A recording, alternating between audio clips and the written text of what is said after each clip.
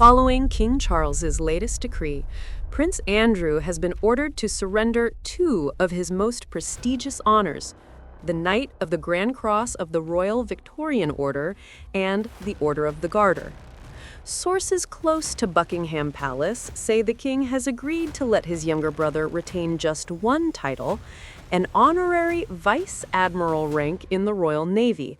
But even that, however, will not be Andrew's for long.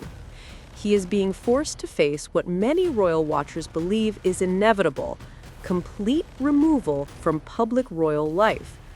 And according to reports from People magazine, Andrew and Sarah Ferguson have been given an eviction date, January 31st. They must vacate Royal Lodge. Let's go back to understand how Andrew went from the Queen's favorite son to a man systematically stripped of every privilege the monarchy once afforded him. Andrew Albert Christian Edward was born in 1960, the third child and second son of Queen Elizabeth II and Prince Philip. Unlike his older brother Charles, who was groomed from birth for kingship, Andrew reportedly enjoyed a childhood marked by considerably more freedom and considerably less scrutiny. Former palace staff described him as confident, sometimes arrogant, and always certain of his place within the royal hierarchy. One biographer noted that the Queen had a particular soft spot for Andrew, often indulging behavior that might have earned reprimands for other family members. By the 1980s, Andrew had become a naval officer and something of a tabloid darling.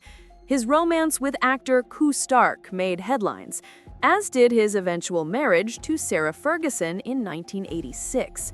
The wedding was a spectacle, televised globally, celebrated as a fairy tale union. But here's where it gets interesting.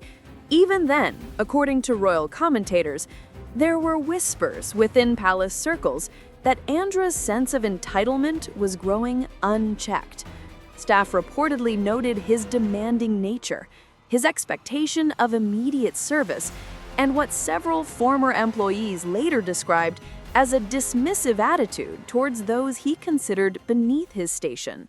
The marriage to Fergie produced two daughters, Beatrice and Eugenie, but the union itself was troubled from the start.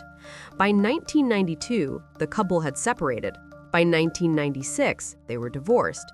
Yet, they never fully separated. According to multiple reports, Andrew and Sarah maintained an unusually close relationship, continuing to live together on and off for decades, a living arrangement that baffled royal observers and fueled endless speculation about the true nature of their bond. But that wasn't the full story. Among the strangest aspects of Andrew's post-divorce life was his apparent inability or unwillingness to move on. Former staff members who worked at Royal Lodge described a household frozen in time, where Fergie maintained rooms and routines as though the divorce had never happened. According to one former aide who spoke to a British tabloid, Andrew insisted on certain protocols being observed. Staff were expected to address both Andrew and Sarah with formal titles, despite Sarah having lost her HRD designation upon divorce. If anything was out of place, a newspaper not properly ironed, a meal served minutes late, staff reportedly risked sharp rebuffs.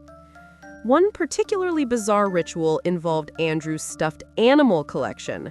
Yes, you read that correctly. According to a 2022 report in The Sun, Andrew kept a collection of stuffed animals on his bed, precisely arranged. Each teddy bear had a specific position, and staff were given a laminated guide showing exactly where each toy should sit. If one was moved even slightly, Andrew would allegedly notice immediately and demand it be corrected. Former employees described this obsession as both time-consuming and bewildering, a symbol of the control Andrew exercised over his domestic environment. To make matters worse, Andrew's professional life was equally problematic. He served as the UK's Special Representative for International Trade and Investment from 2001 to 2011, a role that should have been straightforward. Instead, it became mired in controversy. Andrew's lavish travel expenses, funded by British taxpayers, drew criticism. His friendships with questionable figures, including convicted sex offender Jeffrey Epstein and various authoritarian leaders, raised serious ethical questions. According to documents obtained through Freedom of Information requests, Andrew spent more than £4 million on travel in just a few years, often staying in luxury hotels and flying by private jet when commercial options were available.